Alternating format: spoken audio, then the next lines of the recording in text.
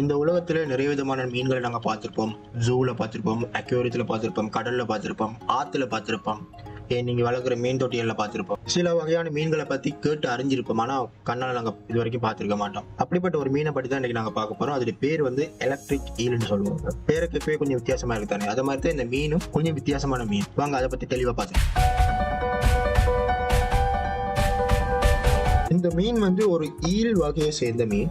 இந்த மீனுக்கு ஏன் எலக்ட்ரிக் ஈல்னு பேர் வந்து கேட்டீங்கன்னா, இது இந்த உடம்புல இருந்து 650 வாட்ஸ் கிட்ட இதுல உடம்புல இருந்து மின்சாரத்தை வெளிப்படுத்தக்கூடிய அபிலிட்டி கொண்ட மீன் தான் இந்த மீன். அமெரிக்காவில் இருக்க சாக்கெட்ஸ், அதாவது வால் சாக்கெட்ஸ்ல 5 மடங்கு அதிகமான மின்சாரத்தை வெளிப்படுத்தக்கூடியதான் இந்த மீன். ஆயுட்காலம் எவ்வளவு கேட்டீங்கன்னா 15 வருஷம் வாழும். கிட்டத்தட்ட 6 அடியில இருந்து 8 அடி மட்டும் நீட்டா வளரும். இந்த மீன் பேரை கேட்க எங்களுக்கு பயமா இருக்கும். இதுக்கேற்ற மாதிரியே இந்த மீன் வந்து அவ்வளவு பயங்கரமான மீன் இல்ல. இந்த மீன் வந்து எப்ப மின்சாரத்தை வெளிப்படுத்தும்னா, தன்னுடைய இரையை வேட்டையாடும் போதும், தன்னுடைய துணையை தேர்ந்தெடுத்துக் கொள்வதற்கும், தன்னை யாரும் வேட்டையாடி வந்தா தற்பாதுகாப்புக்காக மட்டும் இந்த மீன் வந்து மின்சாரத்தை பயன்படுத்தும். தண்ணியில உடைக்க தண்ணியில கால் வச்சுன்னு கரண்ட் அடிக்காது. அது ஏதாவது செய்ய போனீங்கன்னா தான் அது மின்சாரத்தை வெளிப்படுத்தி தன்னை வந்து காப்பாற்றிக் கொள்ளும், இல்ல மற்ற விலங்குகளை வேட்டையாடும். உதாரணத்துக்கு பாத்தீங்கன்னா, எங்க வீட்டுல இருக்கிற பள்ளியை பார்க்கலாம். பள்ளி வந்து என்ன செய்யும்னா, தன்னை தானே பாதுகாத்துக் கொள்றதுக்காக வாழை கழட்டி விட்டு ஓடிடும். அது மாதிரி ஸ்டிக்கியான நாக்கு இருக்கு, அதோட இரையை வேட்டையாடுறது. அதுக்கேற்ற மாதிரி தான் இந்த மீனும் இசைவாக்கம் அடைஞ்சிருக்கு. தன் இரையை வேட்டையாடுறதுக்கும், தன்னைத்தானே பாதுகாத்துக் கொள்றதுக்கும், தன் மேட்டை வந்து கண்டுபிடிக்கிறதுக்கும் தான் இந்த மின்சாரத்தை வந்து பயன்படுத்தும். இது அதிகமா எங்க காணப்படுதுன்னு கேட்டீங்கன்னா, அமேசான் ரிவர்ல, அது அமேசான் காட்டுக்குள்ள இருக்கிற அமேசான் நதியில தான் இந்த மீன்கள் வந்து கூடுதலா வாழும். அந்த அமேசான் நதியிலையும் அது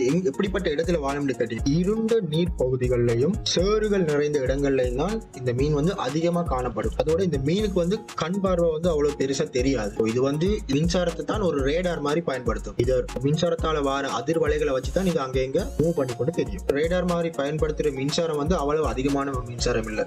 அது வந்து பட்டாலும் எங்களுக்கு ஒரு எஃபெக்டும் வராது. பட் அதுக்கு ஒரு ஆபத்து இல்ல, அது ஒரு இரைய வேட்டையாட போதுண்டா தான் இது கிட்டத்தட்ட 650 இருந்து 800 வோல்டேஜ் மட்டும் தன் உடம்புல இருந்து வெளிப்படுத்தும். இந்த மீன் வந்து தன்னை இரையோ இல்ல தன்னை வேட்டையாட வரவங்களே வந்து மின்சாரத்தை ஆச்சு அவங்களை ஓட மட்டும் வைக்காது, அவங்களை வந்து ஷாக் பண்ணும். அதாவது ஒரு மீன் வந்து ஓடிக்கொண்டிருக்குன்னா அந்த மீனை வந்து இதுக்கு பிடிக்கலாதுன்னா மின்சாரத்தை பயன்படுத்தி அந்த மீனை வந்து ஸ்டன் பண்ணி நிப்பாட்டிடும். ஸ்டன் பண்ணி நிப்பாட்டின பிறகு அந்த மீனை வேட்டையாடி சாப்பிடும். ஒரு மனிதரை கொல்லக்கூடிய அளவுக்கு இந்த மீன்ல இருந்து மின்சாரம் வெளிப்படும். அப்படின்னு கேட்டீங்கன்னா, நீங்க தண்ணியில இருந்து இந்த மீனுக்கு பக்கத்துலயோ இல்ல இந்த மீன் வந்து உங்களை ஒட்டிச்சுட்டாலோ அதுல இருந்து வார மின்சாரம் வந்து உங்களை ஸ்டன் பண்ணி நிப்பாட்டி தண்ணிக்குள்ள இருந்தீங்கன்னா தண்ணியிலேயே மூழ்கடிச்சிடும். உங்களோட தசைகளை அசைய விடாது. இந்த மீனோட 80% ஆஃப் பாடி ஸ்ட்ரக்சர் வந்து என்னத்துக்கு பில்ட் ஆயிருக்குன்னு கேட்டீங்கன்னா, இந்த ஹியூஜ் அமௌண்டான எலக்ட்ரிசிட்டியை ப்ரொடியூஸ் பண்றதுக்காக மட்டுமே அதோட 80% ஆஃப் பாடி வந்து இசைவாக்கம் அடைஞ்சிருக்கு. இந்த 80% ஆஃப் பாடியில இந்த எலக்ட்ரிசிட்டி ப்ரொடியூஸ் ஆகுற இடம் வந்து 3 வகையா பிரிஞ்சிருக்கு. இந்த 3 வகையும் என்னன்னா, சாக்ஸ் ஆர்கன், அண்டர்ஸ் ஆர்கன், மெயின் ஆர்கன் அப்படின்னு சொல்லி 3 வகையா இதோட பொடியை வந்து பிரிச்சு வச்சிருக்கு. மின்சாரத்தை உற்பத்தி பண்றதுக்கு மட்டும் 3 பொடி பார்ட்ஸ்லயும் 2ல இருந்து மட்டும்தான் மிக அதிகமான மின்சாரம் வெளியாகும்.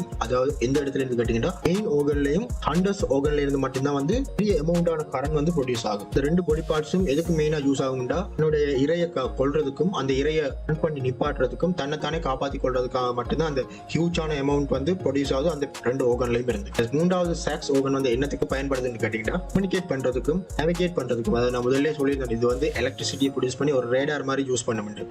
அதுக்காக மட்டும்தான் இந்த 3வது ஆர்கன் வந்து யூஸ் ஆகுது. இந்த பாடி ஸ்ட்ரக்சருக்குள்ள எப்படி இருக்குன்னு பாத்தீங்கன்னா, உங்களோட பேட்டரி மாதிரி தான் இருக்கும். அதாவது நிறைய வகையான மசில்ஸ் வந்து அடுக்கி வச்சிருக்கும் போது ஒன்றுக்கு பின்னே ஒன்றாகும், ஒன்றுக்கு மேல் ஒன்றாகும் வந்து அப்படியே லைனா அடுக்கி வச்ச மாதிரி தான் இந்த பாடி ஸ்ட்ரக்சர் வந்து உள்ளுக்கு இருக்கும். இதை பேஸ் பண்ணி தான் பேட்டரியை வந்து கண்டுபிடிச்சாங்க. இந்த மீனை மிமிக்ரி பண்ணி தான் பேட்டரியை கண்டுபிடிச்சாங்க முதல்ல. மீன் முதல்ல கண்டுபிடிக்கப்பட்ட ஆண்டு வந்து 1773ஆம் ஆண்டு. இதுல இருந்து விஞ்ஞானிகள் வந்து இந்த மீனை ஆராய்ச்சி பண்ணி பேட்டரியை கண்டுபிடிச்சாங்க. இந்த விலங்குகளை வச்சு மனிதர்கள் வந்து நிறைய மிமிக்ரி பண்ணி நிறைய கண்டுபிடிப்புகளை கண்டுபிடிச்சிருக்காங்க. உதாரணத்துக்கு சொல்ல போன பறவையை வச்சு விமானம், மீன்களை வச்சு நீர்மூழ்கி கப்பல் அப்படின்னு சொல்லி நிறைய விதமான கண்டுபிடிப்புகளை கண்டுபிடிச்சிருக்காங்க. வீடியோ பிடிச்சிருந்தா லைக் அண்ட் கமெண்ட் மறக்காம சப்ஸ்கிரைப் பண்ணிருங்க. நன்றி.